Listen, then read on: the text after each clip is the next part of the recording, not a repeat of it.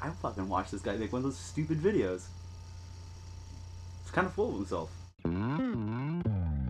What's up, Impactors? Kirk FM here with Comic Impact for the top 5 reviews of this last October 7th, this Wednesday. After the last 2 weeks of very light releases, holy shit, it was fucking Comic-geddon this week. Holy fuck. In any case, a lot of stuff to wade through, and like I said, this is the top 5, so it's only going to be the best of the best that made the list this week. Let's get the fuck into it right now. Alrighty guys, number 5 this week, Amazing Spider-Man number 1, Dan Slott. Yes, there are going to be a lot of number 1s. This might be the 5th or 6th number 1 we've seen in about 18 months. I'm exaggerating, but you kind of get the gist of it. Let's see. What do I say about Amazing Spider-Man that's going to be constantly rebooted and redone? Actually, the cool part is this is a great starting off point if you're a new reader, but for those of us who have been following Dan Slott in writing Amazing Spider-Man, this is also continuing his great big plan that he's had in store for Peter. Don't forget, this is the same guy that actually killed Peter and made Dr. Octopus Spider-Man for 2 years. Basically, imagine Dan Slott writing a $200 million 1970s action film. We went bigger, we are doing really cool things, like Spider-Man is kind of getting his groove on. He's gone worldwide. Peter Parker has started Parker Industries. Peter Industries probably would have sounded a little bit pornographic. I'm glad they didn't go with that. But also we've got, I don't know, the Spider-Mobile, which is fucking pimp as hell. Don't laugh. Check out the issue. It's really good. I didn't make any notes this week. We're winging this motherfucker. Number 4 this week, Plutona number 2 by Image Comics and Jeff Lemire. If you remember, I totally raved about the first issue on this thing. These kids, they're kind of like the miscreants and different types of archetypes that you meet in kids in like middle school, all kind of find this dead superhero in the woods in the first issue. And now the second issue is them dealing with what they're going to do next. Number 3 this week, we're going with more Image Comics. Brian K. Vaughan, BKV motherfuckers. I love this writer, and there's just nothing that the guy does that I go, not quite. Maybe I'm just kind of a BKV fanboy. We're going with Paper Girls number 1. This issue is kind of, I didn't know what to make of it at first. Like, it was fun because it's during 1988 and we're still kind of keeping going with that 80s vibe like what we saw with Plutona. And it's following a girl who, she's a paper girl. She's the one that delivers the papers. There's also this really great thing where he kind of lulls you into this sense of security about like this going to be another coming of age story. And then he hits you upside the head with the fact that it's a sci-fi story. I didn't see it coming. It's making me even more excited for this series than I originally was when I picked it up. I have a lovely assistant with me today. Number 2 this week, we've been talking about it forever. Star Wars, the Lando miniseries by Charles Soule and the art by Maliv. This is number 5 in the series, and you get teared up by the end of this issue. That's all I gotta say. Believe it or not, the main story really does come down to the friendship between Lando and Lobot, and Lobot tends to be the one who steals the scenes in this entire series, and where they are at the end and what their friendship is for each other was an emotional bitch slap. You wouldn't think that I would actually use those words to describe a Star Wars comic, but this is the fucking truth.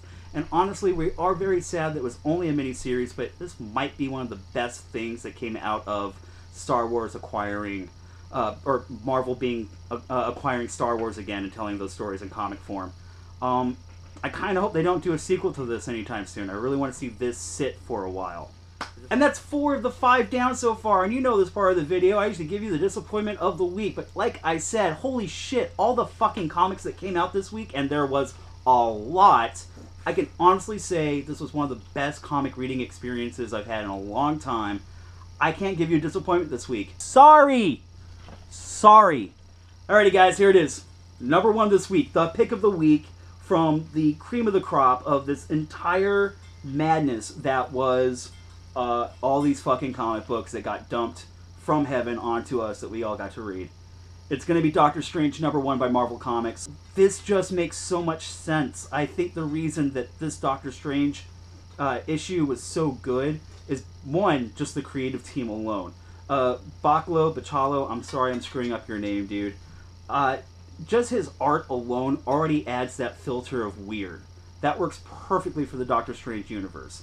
On top of that, Jason Aaron has definitely figured out his voice. We were talking in the Comic Impact podcast earlier today, and I think it was Darren that brought it up.